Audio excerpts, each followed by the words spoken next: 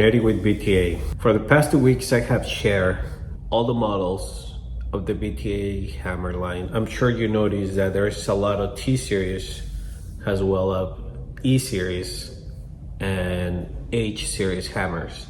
I'm gonna get on the computer and I'm gonna show you the difference and what sets them apart from each other. This is the internal design for the BTA 35T, 45T, 60T, 70T, 85T, and 140T.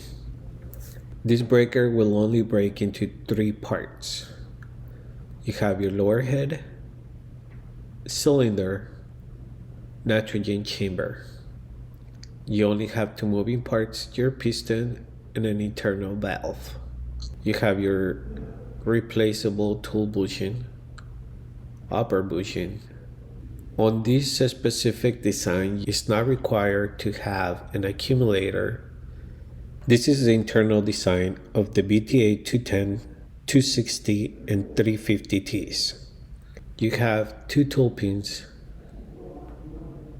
You have your piston, internal valve. Those are your only moving parts. On this design, you will notice that you have an external accumulator. The accumulators on every hammer, they're only there to stop the hoses from jumping too much when the hammer is operating. You have your lower head, your cylinder, and you have your nitrogen chamber. The nitrogen on the chambers, that's what creates all the impact power on the T series. And of course, we use the box type design.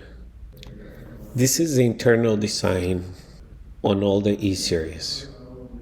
You will find these on the 160E, 220E, 300E, and 380E.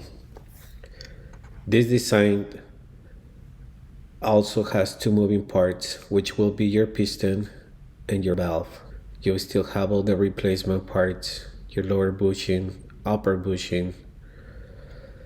And this hammer will break into 5 different parts. So you have your lower head, cylinder, nitrogen chamber, external valve, and accumulator.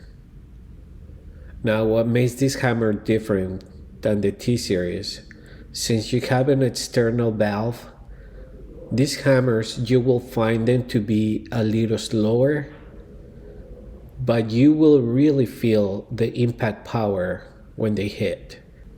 The T and E series, you will notice that they have internal tie rods that they go alongside the body of the hammer. This makes this hammer more tolerable for prying. Not that you should do that, but they're more tolerable to the abuse. This is the internal design on our BTA H series. As you can see, this is our full hydraulic type hammer. And what makes these hammers different is that they don't require nitrogen to create the impact energy. This hammer will use a pressure spool. You have your valve.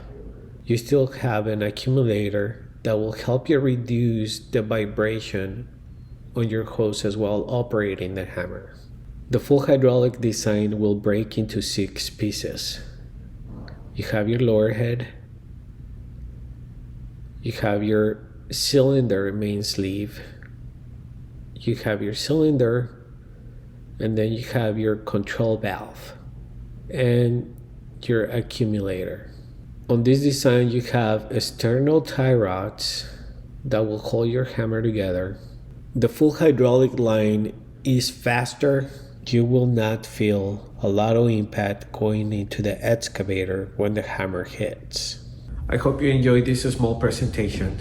If you're looking to carry a hammer line, we still have a lot of dealer opportunities. If you're interested, give me a call. Let's have a conversation and hopefully we can help you. We have a lot to offer. We have great support. We have great inventory, great parts inventory, So there's a lot of value on doing business with BTA. Thank you for your time, and we'll see you in the next one.